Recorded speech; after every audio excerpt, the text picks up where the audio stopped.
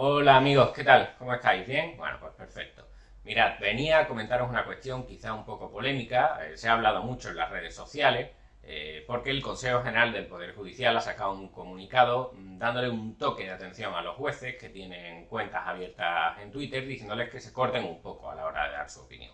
Les dicen que tienen que ejercer su derecho de libertad de expresión con moderación, con mesura, y que tienen que mantener el principio de neutralidad política, porque si no lo hacen estarían afectando a la apariencia de imparcialidad de la justicia. Es decir, que un juez no solo tiene que ser imparcial y aplicar las leyes con imparcialidad, sino también parecerlo para dar confianza a los ciudadanos. Esto ha llamado mucho la atención porque el Consejo General del Poder Judicial suele tener la boca cerrada cuando el principio de apariencia de imparcialidad está frontalmente afectado. Y el hecho de que ahora hable ha levantado cierta suspicacia porque mucha gente, entre la que me incluyo, considera que quizá este comunicado tiene su causa inmediata en lo que pasó justo un día antes. ¿Y qué pasó un día antes?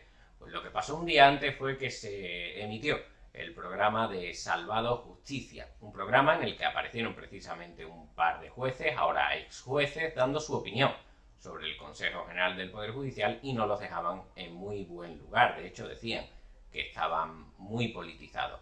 Y también alertaban de que había ciertas presiones cuando juzgaban a gente de las altas esferas, como por ejemplo la real. Como os podéis imaginar, unas declaraciones de este tipo causaron muchísimo revuelo. Este programa fue aplaudido, criticado, retuiteado, comentado por muchísimos jueces que quizás se sentían identificados con lo que aquí estaba contando. Y justo apenas pasó un día, no llegó a 24 horas, el Consejo General del Poder Judicial se descuelga con este comunicado en el que le dice a los jueces que, bueno, que se tomen un poco con más relax esto de las redes sociales, que tampoco hace falta que hablen tanto. A mí me sorprende el comunicado del Consejo porque yo he vivido situaciones que han salido publicadas en prensa donde la apariencia de imparcialidad estaba claramente afectada y sin embargo el Consejo nunca dijo ni media palabra. Como vosotros sabéis, la industria de los contenidos ha tenido desde hace muchísimo tiempo una verdadera cruzada contra todo aquello que consideraba piratería. Y la industria de los contenidos consideraba piratería prácticamente cualquier cosa. Desde descargarte películas para verlas tú en tu casa para tu propio uso, a incluso fabricar y vender básculas de cocina. Literalmente, la industria de los contenidos interpuso una demanda pidiendo un canon por derechos de autor por fabricar básculas de cocina. Y hay una sentencia para decir que las básculas de cocina no ha quedado acreditado en el procedimiento que sirvan para ripear películas. Bueno, no utilizaban la palabra ripear porque no son forococheros, pero decían que no había quedado claro que las básculas sirvan para copiar.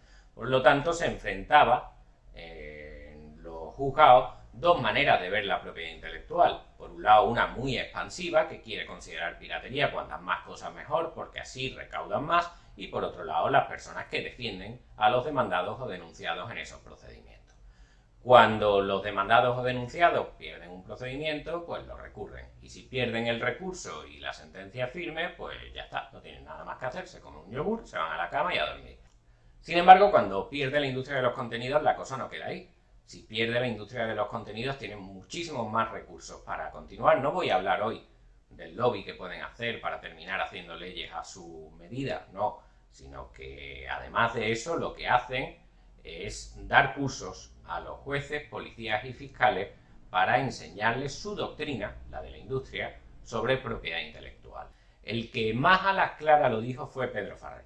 No sé si conocéis a Pedro Farré. Pedro Farré era la cara visible de GAE, al menos la cara jurídica visible de GAE, era la persona que aparecía en televisión llamando pirata a todo el mundo. Yo me lo topé una vez, una sola vez, y me llamó pirata no sé cuántas veces. Creo que tengo el récord de veces al que Pedro Farré ha llamado pirata. Me decía cosas como esta. Las sentencias que dicta un tribunal de otro país no son aplicables en el nuestro porque sencillamente no tiene jurisdicción. Seguramente usted no lo sabe porque ese día estaba pirateando. Bien. La relación se rompió irremediablemente por este rifirrafe y no pudimos arreglarlo. Y solo volví a saber de él cuando entró en prisión, condenado por haberse gastado 40.000 euros de SGAE en prostitutas.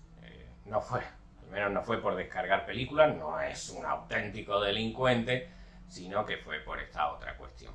Mientras estaba en prisión, escribió un libro y el libro cuenta todo esto que os estoy diciendo y lo cuenta a las claras, pero os lo pongo aquí. Aquellos dos congresos se celebraron por todo lo alto.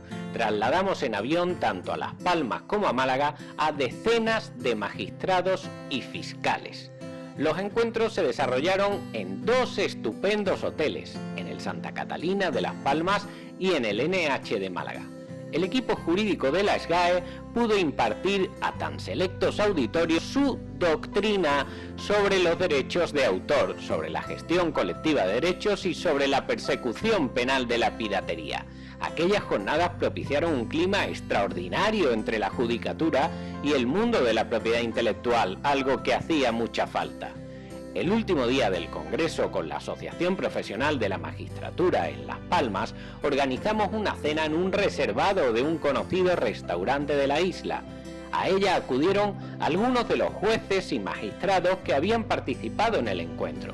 La velada resultó especialmente divertida cuando tomó la palabra Miguel Pérez Solís, un viejo amigo de Teddy Bautista contratado para ejercer como portavoz de la SGAE. Miguel, un cordobés locuaz y divertido como no he conocido otro, se lanzó a contar chistes y anécdotas de todo tipo mientras los presentes se desternillaban a mandíbula batiente. Nunca habría imaginado que personas tan formales pudieran reírse de aquel modo. La SGAE había conseguido acercarse de una forma didáctica y más relajada a quienes debían aplicar la ley. Los resultados de toda aquella campaña fueron inmejorables en el plano judicial, legislativo y policial. ¿Dijo algo el Consejo General del Poder Judicial? Absolutamente nada. ¿Cuándo tampoco dijo nada? Pues por ejemplo en el caso Soto, que también viví en primera persona. El caso Soto os lo resumo rápidamente. La industria discográfica, Universal, Warner, Sony y EMI, junto con Promusicae, que es la patronal de todas las discográficas, demanda a Pablo, un informático, por haber creado una herramienta peer-to-peer que sirve para el intercambio de archivos. La industria discográfica le pide 13.060.000 euros. Nosotros nos oponemos alegando que en España no está prohibida, en aquel tiempo al menos, la creación de herramientas peer-to-peer y que todas las manifestaciones que hacía la parte contraria hacían referencia a sentencias como la de Napster, pero que son aplicables en aquel país, en Estados Unidos y no en España. Y entonces nuestra defensa era bastante sencilla, era el principio de legalidad. Mientras aquí no esté prohibido, se puede hacer. Perdieron el pleito y además los condenaron en costa.